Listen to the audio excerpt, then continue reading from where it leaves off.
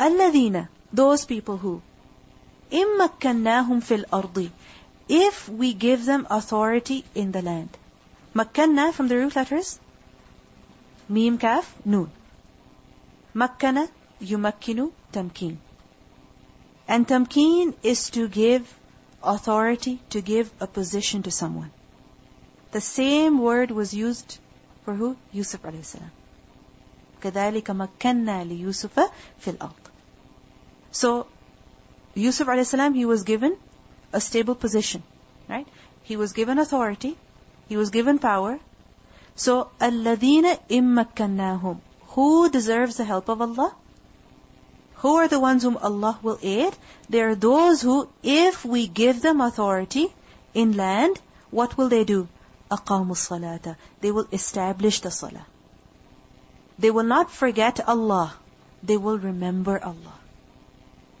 Because many times what happens, it's very unfortunate, that as soon as a person gains a little bit of authority, a little bit of, say, that his say is what is accepted, then what happens? People neglect the right of Allah. But the true servants of Allah, those who continue to receive the help of Allah, who are they? They are the ones who establish the salah. وَآتَوُوا الزَّكَاةَ, and they also give the zakah. They also give the rights of people. Because sometimes what happens? We think that we should just work for the deen, we should just remember Allah, and the rest of the people, forget about them. People are people. And if you get concerned about them, you will not be able to do anything. But we see that there is a perfect balance over here. Don't forget the rights of Allah, and don't forget the rights of the people. And don't become so selfish that you're only concerned about yourself. No. وَأَمَرُوا بِالْمَعْرُوفِ, and they ordered that which is right, which is correct. وَنَهَوْا عَنِ الْمُنْكَرِ, and they forbade that which is munkar, which is wrong. وَلِلَّهِ عَاقِبَةُ الْأُمُورِ, and for Allah is the outcome of all matters. What do we see over here? That in this ayah, those people who serve the deen, those people who are deserving of the help of Allah are described. That they are those people, when they have authority, when Allah gives them victory, when Allah helps them, they don't become arrogant. Rather, they humble. They don't forget Allah. Rather, they continue to remember Allah. Because many times, things are started in the name of the religion. Right? But what happens? As soon as they're started, people begin to neglect their salah. They're busy doing their work. The time of salah comes. It's almost over. And then people go to pray. This is not the correct behavior. This is not the correct way. If we want to receive the help of Allah, we have to establish the salah. We have to pray salah on time. We cannot neglect salah. أَقَامُوا الصَّلَاةَ. And remember that salah is something that shows you your status of your iman. It shows you the level of your iman. The higher the iman, the more help of Allah will be. Because what did we learn? إِنَّ اللَّهَ يُدَافِعُ عَنِ الَّذِينَ آمَنُوا. The more iman a person has, the more help of Allah he will receive. So أَقَامُوا الصَّلَاةَ وَآتَوُوا الزَّكَاةَ. Meaning, even in their financial matters, they're concerned about what Allah subhanahu wa ta'ala has commanded, what Allah has obligated. Because sometimes when it comes to the deen, we think, deen is all about, going to the school, studying, and giving the tests, giving the assignments. That's all that the deen is about. We're helping the deen of Allah. But the fact is that yes, that is important. But we should not compartmentalize our lives. We should not do that. If we are obeying Allah subhanahu wa ta'ala in one aspect, we should also be obeying Him in other aspects. If we're concerned about the recitation of the Qur'an, we're concerned about teaching other people how to recite the Qur'an, we should also be concerned about our zakat. That have we given the zakat or not? Are we still delaying? Are we still procrastinating? Because if we're neglecting the main things, then we are depriving ourselves of the help of Allah. وَأَمَرُوا بِالْمَعْرُوفِ وَنَهَوْا عَنِ الْمُنْكَرِ. And they order that which is right, and they also forbid that which is wrong. This is also extremely important. That alongside personal ibadah, a person should also be concerned about others. That I know, I am doing whatever I know. Right? I am trying to help the deen of Allah. But there are other people who are perhaps living in the same house, who are perhaps very close to me. How much do they know? How much have I told them? If I am so concerned about my hisab, if I am so concerned about my darajat, my akhirah, why should I not be concerned about other people? This is something extremely important. So what do we learn in this ayah? Who deserves the help of Allah? Who continues to receive the help of Allah? Those who have these 4 characteristics in them. Establishment of prayer, giving the zakat, commanding that which is right, and forbidding that which is wrong. So whenever you want the help of Allah, check yourself. Am I doing this properly? Am I neglecting any of this? Perhaps I'm neglecting my salah. This is why I'm not receiving the help of Allah. So we have to analyze ourselves continuously. And we also see a very important thing in this ayah. That leadership, authority, is not just about having a very high position. It's about fulfilling the duties as well. Because we see over here that الَّذِينَ إِمَّكَّنَّاهُمْ فِي الْأَرْضِ أَقَامُوا الصَّلَاةَ وَآتَوُوا الزَّكَاةَ. The mission of the believers in Makkah, it was not just that they should have a state, where there should be the people in authority. No, this was not their goal. What was their goal? That we should be allowed to practice our religion. This was their ultimate goal. This is why when the Muslims, when they migrated to Medina, what do we see? That one of the first things that was done was the masjid was built. The masjid was constructed so that people can perform the salah. And the rest of the things, they continued. Zakat, Amr bil Ma'ruf, Nahi anil Munkar, this continued. So when a person is true in his promises, then Allah subhanahu wa ta'ala also aids him. He also assists him. وَإِن يُكَذِّبُوكَ, and if they belie you. This is an address to the Prophet sallallahu alaihi wasallam. He is being reassured that if the people deny you, which people? The people of Makkah. Then remember that فَقَدْ كَذَّبَتْ قَبْلَهُمْ, then in fact it denied before them. Who? قَوْمُ نُوح, the people of Nuh, وَعَادٌ and Aad, وَثَمُودَ, and the people of Thamud. Meaning this is not something new. If you are being denied by your people, this is not something new. The people before also, they denied their messengers. What is the lesson in this for us? That if a person faces hardship in the way of Allah, then he should remember that this is a part of the package. This is how things have always been. Because what do we think? That if we are trying to do something for the religion of Allah, if we are serving the deen of Allah, everything should be very nice and smooth for us. There should be no difficulties. But we see that the moment a person steps into something for the sake of Allah, then what happens? He only faces challenges. He only faces difficulties. Now sometimes people think that Allah is not helping us. Maybe we are so sinful. Maybe we shouldn't be doing this. But the fact is that regardless of who you are, when you are doing something for the deen of Allah, you will face hardship. You will face difficulty. This is a fact, because all the messengers, they face this difficulty. So just because a person experiences some hardship, it doesn't mean that he should leave his work. It doesn't mean that he should stop doing what he's doing. No, he should be confident. He should continue to do what he's doing. So the Prophet ﷺ is being comforted over here that if you are being denied, it's okay. The prophets before, they were also denied. وَقَوْمُ إِبْرَاهِيمَ, and the people of Ibrahim ﷺ, even they denied their prophet, their messenger. وَقَوْمُ لُوط, and the people of Lut ﷺ, even they denied the messenger. وَأَصْحَابُ مَدْيَنَ, and the people of Madian. Meaning, the dwellers of Madian. Who was the messenger who was sent to them? Shu'aib ﷺ. وَكُذِّبَ مُوسَى, and even Musa ﷺ was denied. See, one nation after the other, one prophet after the other is mentioned. وَكُذِّبَ مُوسَى, and even Musa was denied. By who? By Fir'aun. By the people of Fir'aun. And to an extent, the Bani Israel also, they refused to obey him in so many matters. وَكُذِّبَ مُوسَى. But what happened? فَأَمْلَيْتُ لِلْكَافِرِينَ. But I gave respite to who? To those people who disbelieved. أَمْلَيْتُ from the root letters, mim lam waw, malwun. And malw is to walk fast. It is to walk briskly. And imla is to give respite to someone. It is to give rope to, let's say, an animal, so that it can walk, it can run as much as it wants. You know how there are some leashes which are just like a string, okay? But there is another type of a leash which extends, right? So, if for example a person is holding that type of a leash, and the dog is able to run, the leash keeps on extending. This is what imla is.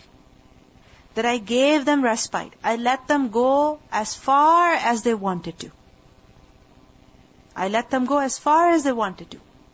Whatever they wanted to do, I let them do it. But then what happened? There was a limit. ثُمَّ أَخَذْتُهُمْ. And then I seized them. We see that the people of Fir'aun himself, what happened? He was not punished immediately. Years and years went by. أَمْلَيْتُ. Allah gave respite. The people of Nuh a.s., 950 years, He did da'wah to them. Were they punished immediately? No. They were given a long respite, a very long rope. But as we learned earlier, that when a people become oppressive, then very soon, they suffer from downfall. So, ثُمَّ أَخَذْتُهُمْ. Then I seized them, meaning I punished them. فَكَيْفَ كَانَ نَكِيرٌ. So how was my reproach? Nakir is actually nakiri. You see the ya at the end? It gives the meaning of my reproach. And nakir is from the root letters, noon, kaf, ra. And the word nakir is understood as punishment. What kind of punishment? That completely transforms, changes what it has been inflicted upon. That you cannot recognize the place anymore. You cannot recognize the individual anymore. That punishment, that disaster was so severe that the entire landscape changed. The entire city changed. Nakiri, my punishment. That completely changed, that made it completely unrecognizable. Because remember, munkar is also that which cannot be recognized. قَوْمٌ munkarun. You are a people who cannot be recognized. So فَكَيْفَ كَانَ نَكِيرٌ. How was my punishment? That this punishment completely destroyed them, completely disfigured them. That they were unrecognizable. If you went to that place yesterday, and if you go to that place tomorrow, you will not be able to tell that it was the same place. فَكَيْفَ كَانَ نَكِيرٌ. And secondly, nakir has also been understood as that how was my denial? How was my denial? My denial of what? Of their takdeeb. That I refused to accept their disbelief. I punished them. Severely punished them. فَكَيْفَ كَانَ نَكِيرٌ. So learn this from history. That any nation who has been oppressive, any nation who has disbelieved, an individual or a nation, what happened to them? What happened to them? They were given respite.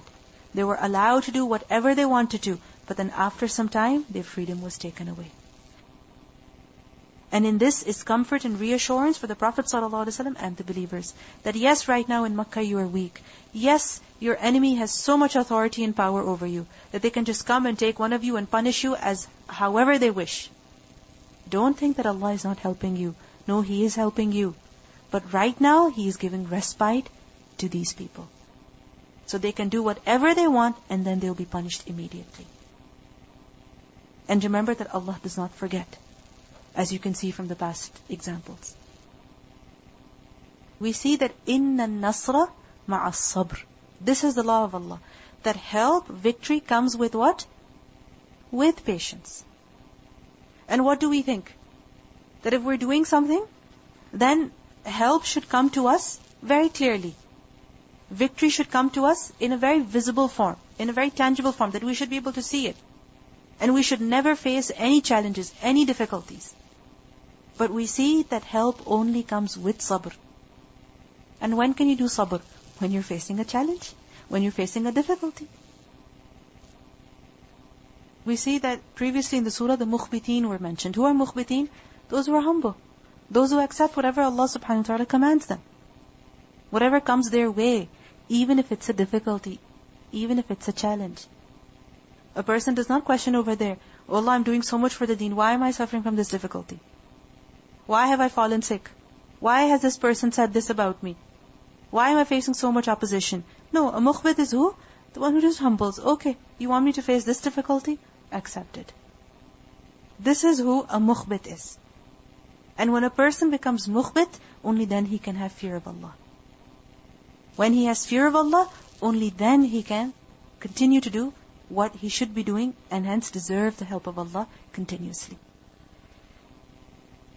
فَكَأَيٍّ مِّن قَرْيَةٍ. And how many a city? كَأَيٍّ is a question, is actually istifham, but sometimes it also gives a meaning of khabr. That how many meaning so many. فَكَأَيٍّ مِّن قَرْيَةٍ. How many cities أَهْلَكْنَاهَا, we destroyed it. Why? Because وَهِيَ ظَالِمَةٌ, while it was wrongdoing, it was oppressive. They were doing a lot of injustice. So when the people became busy in their injustice against others, what happened? Allah subhanahu wa ta'ala destroyed them. فَهِيَ خَاوِيَةٌ. So it is fallen into ruin. خَاوِيَة from the root letters, kha, waw, ya.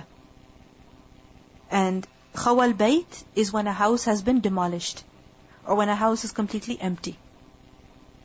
And you will see that a house that is deserted, parts of it have fallen down. Like for example, a window is broken, a wall is broken. Why? Because it's empty, nobody's looking after it, it's old. So فَهِيَ خَاوِيَةٌ. So it has fallen into ruin عَلَى عُرُوشِهَا, upon its rooftops. Urush is a plural of arsh. And خَاوِيَةٌ عَلَى عُرُوشِهَا, what does it mean? That the roofs have fallen. The buildings have collapsed. The buildings have collapsed and no one has gone to repair the damage. To go and fix the houses. To go and fix the buildings again. وَبِئْرٍ, and well, that is mu'attalah, that is abandoned. Mu'attalah from ayn, ta, lam. And atal is when a laborer has nothing to do. For example, there is a construction worker. He has nothing to do. He cannot find any work. He is just sitting with empty hands. Similarly, atilatil mar'ah. Atilatil mar'ah is when a woman is not wearing any jewelry. Why is it so strange? Because a woman, she is supposed to be wearing some sort of zina. Once the Prophet ﷺ, he saw a woman's hand, and that woman had no henna on her hand, nothing. So he said that, is this the hand of a man or a woman? So we see that a woman, she is meant to wear zinat. Now it doesn't mean that she's displaying her zinat. What's the rule that we have been given? That وَلَا يُبْدِينَ زِينَتَهُنَّ. They should not expose their zina. Instead they should cover it. What do we think? Don't wear any zina, don't expose anything. Whereas what do we see the actual rule is? That you wear zina, but you cover that. So, atilatil mar'a is when a woman is not wearing any jewelry at all. No jewelry. This is atilatil mar'a. And from this, mu'attala is something that is inactive, something that is idle, something that has been deserted. Because which woman would not wear any jewelry? A woman who has been deserted, who has no one to please, no one to show her beauty to. Right? So, وَبِئْرٍ مُعَطَّلَةٍ, and a well that has been abandoned. A well that is inactive, that has been deserted, that is inoperative. Nobody's operating it. Nobody's looking after it. Nobody's using it.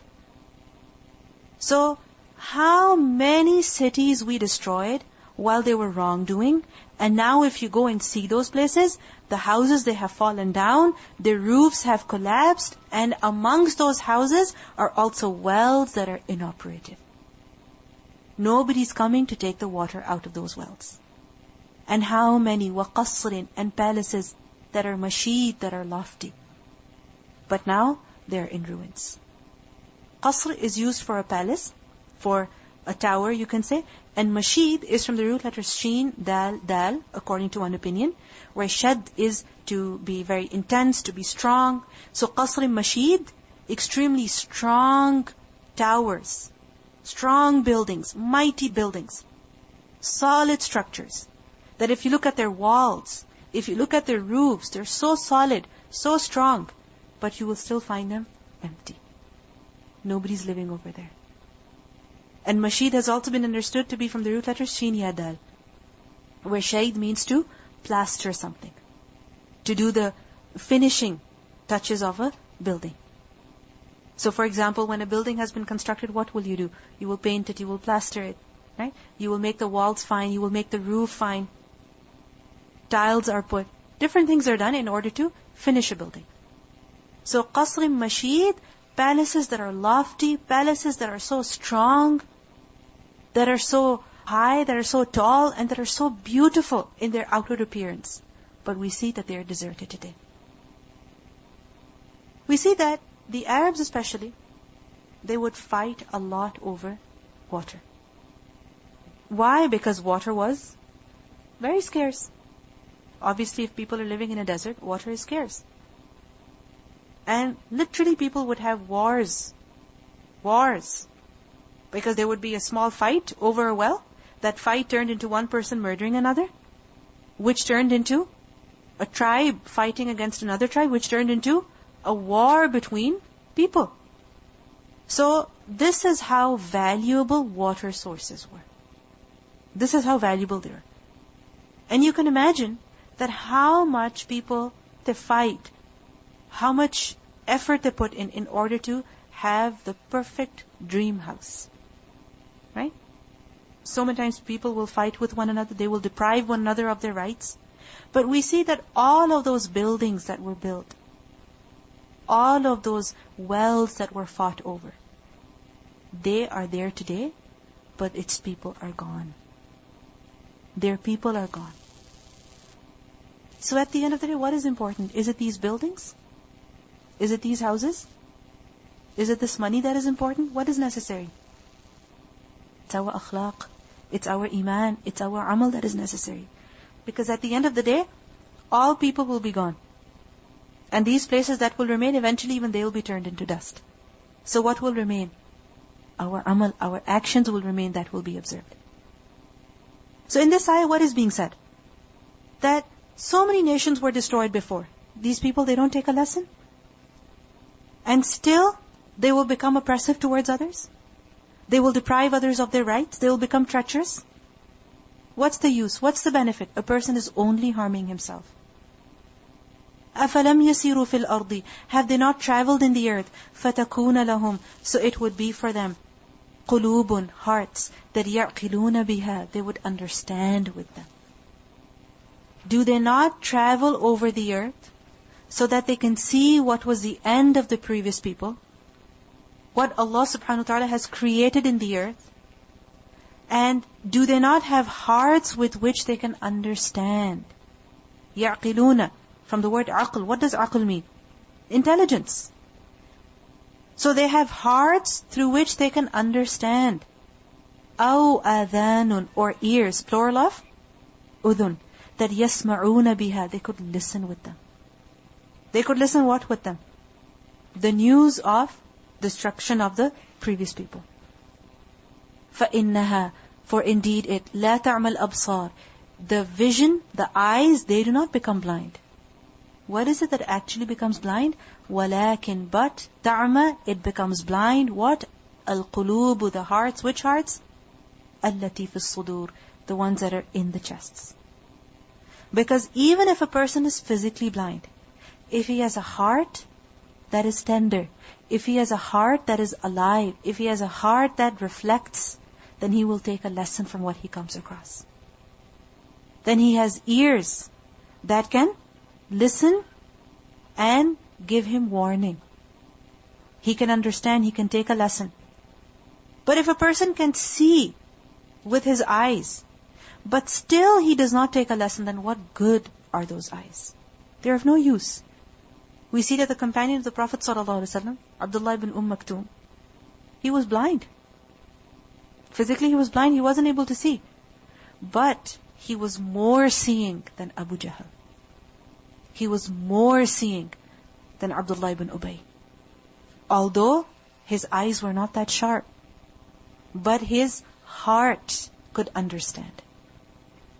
His ears would take in the message. This is why his status was much higher than that of Abu Jahl and Abdullah ibn Ubay and their likes. So, we see that this ayah coming right after the previous ayah. What is mentioned in the previous ayah? And at the beginning of this ayah? That do they not travel on the earth and see the end of the various nations, the various people? How they were destroyed, how they came to an end. Their places are still there, but the people are gone. Don't people see all of this and take a lesson for themselves? Why not? And we see that even today, there are many people who have such great interest in history, in archaeology, right? They will go themselves to excavate such places, to witness what has been excavated, what has been discovered, what has been known of the previous people who existed. People spend so much time, so much effort doing all of this research. But what is missing? Reflection. What is missing? Taking a lesson. That why did this happen? That these people who were so strong, how come the entire civilization was finished? If you look at it from the beginning till today, there hasn't been one civilization, one nation that has lasted. The Roman Empire, it came to an end. The Persian Empire, it came to an end. This is why we need to study history. One nation after the other, one dynasty after the other. What does that show to us? So many people came and so many people left. Now when you study them, you're supposed to take a lesson. And what lesson is that? What lesson is that? That a people cannot thrive, they cannot exist with injustice. And if you are doing the same, then be warned. Be warned. Take the warning. And if a person does not take the warning, even if his eyes can see very well, in fact his heart has gone blind. So the people of Makkah, we learned that they used to travel for their trade, for their business. And they would come across the ruins of the various people. People of Samud, Ad, all of these people they knew of very well. But still they would not take a lesson. That these are the people who oppose their messengers. If we oppose our messenger, what would become of us? And the same goes for us as well. That we read in the Quran over and over again. We go to one museum. We watch one documentary. We learn about one nation after the other. But still, we remain firm in our actions. We don't think about changing. We don't think about improving. So this is a time where we need to reflect on ourselves, on our behaviors. Okay, we listen to the recitation and then we'll continue. People come and go, families come and go, nations come and go. We have to see what are we contributing. What are we leaving behind ourselves? What athar, what traces are we leaving behind? What are we doing to help the deen of Allah, to serve the deen of Allah, so that even when we're gone, our efforts, they're still benefiting people. If you have a high goal, if you have a big goal, if you want to contribute a lot, if you want to make sure that you help the religion of Allah in the best way that you can, then remember that there will be more challenges. There will be more difficulties. Because we see that the prophets of Allah, they had a very high goal. They had to deliver the message of Allah to all people, especially Muhammad sallallahu alaihi wasallam. But we see that the greater the goal, the greater the difficulties, the greater the challenges. And we see this in all of the scholars of the past as well. That those scholars who are known till today, whose efforts are benefiting people till today, they're the ones who faced a lot of hardship, a lot of persecution. For example, Imam Bukhari, the book that he compiled, it's benefiting so many people today, over so many generations. But we see that his life was not easy. He suffered from a lot of difficulty. He suffered from poverty. A lot of poverty, hunger. And He suffered from great financial loss as well. You know that story in which once he was traveling on a boat and he had some money with him. And this man, when he found that he has so much money, Imam Bukhari told him, so that man all of a sudden, he cried out, I have lost this much money. So everybody began searching for that money. And when Imam Bukhari, he learned that this search is going on, he threw that money out of the boat, out of the ship, into the water. And later on, when that man said to him that, I knew you had all that money, how come the people couldn't find it with you? He said, I got rid of it. He said, why? Because I could not get my image stained with this accusation that I had committed theft. Although I have not committed theft, but I could not allow this to happen to my image, that people would remember this about me, that he was accused of theft once upon a time. So we see that he suffered from great financial loss. Imagine you have 1,000 dinar, or how much ever money you have. Imagine you have to get rid of it. Just imagine. It's a great loss. It's a great test. Similarly, so many scholars of the past, they suffered from so much opposition. They were jailed so many times. They were beaten up, physically abused, so that they would give a fatwa that would contradict the Quran and Sunnah. But they refused to give that fatwa, even if it meant being beaten up in public. Imam Ahmad ibn Hanbal, he suffered from so much opposition, so much persecution. So we see that the greater your goal is, the more you want to help the deen of Allah, the more challenges there will be. But remember that Allah will help you in the way that He will make you successful in what you want to accomplish. This is the help of Allah, that He will make you accomplish what you want to accomplish. We learned in the previous ayat about how Ibrahim a.s., he was commanded to proclaim, to make the announcement for Hajj. And the help of Allah came how? That people are still going for Hajj today. Although he didn't see people in his lifetime. Perhaps he didn't even see one person. Allahu A'lam. Even if there were, perhaps only a few people. But we see that till today, there are people who go for Hajj. At the call of who? Ibrahim a.s. This is the help of Allah. That you do your part, Allah will make you accomplish your mission. We have to take the first step. Ibrahim a.s., he was told to make the announcement. He made the announcement and then the help of Allah came. What do we want? That the ground should be ready for us, it should be prepared for us, everything should be set up, we should just walk in, do our work and go back home. Everything should be simple for us. But we see that we have to take the first step. If you take the step, Allah's help will come. But if you keep delaying, if you do not take that step, then how will you receive the help of Allah?